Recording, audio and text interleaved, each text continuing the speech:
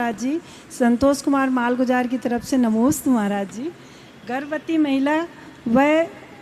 महिला है, वह भावना योग भी करती है।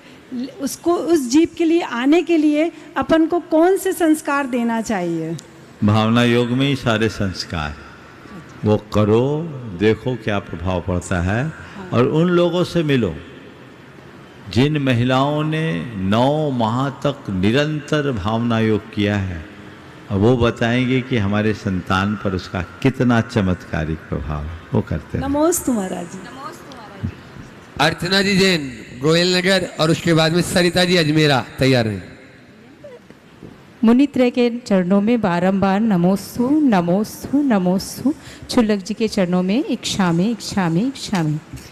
गुरुदेव, मैं गोयल नगर में हम लोग का एक स्वाध्याय ग्रुप चलता है, जिसमें हम लोग 30-40 महिलाएं ऑनलाइन स्वाध्याय करते हैं।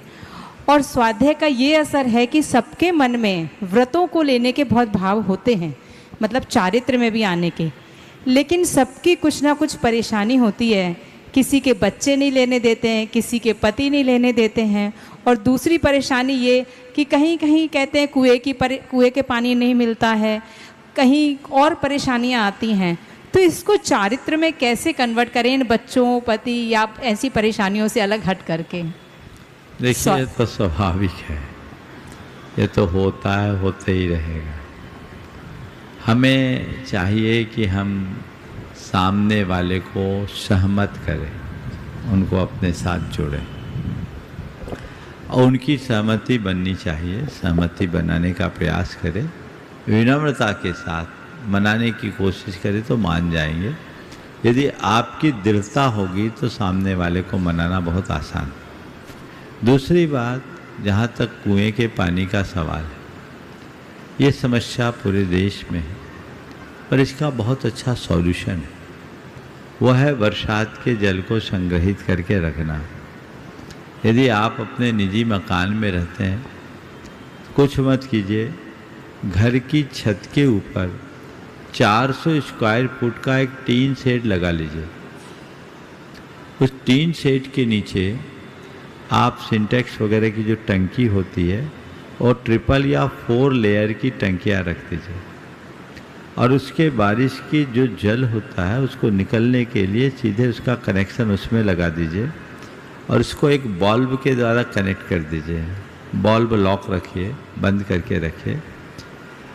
पानी बारिश का आएगा, थ्रू बहता रहेगा, वहाँ भी एक बल्ब होगा। जब बरसात हो, पहली, दूसरी, तीसरी बारिश के जल को बह जाने दीजिए, और फिर एक बार उसकी छत को बरसात के थोड़े पहले साफ़ कर लीजिए। कोई आदमी चढ़ के साफ़ कर ले, 400 फुट तो आराम से साफ़ हो सकता है।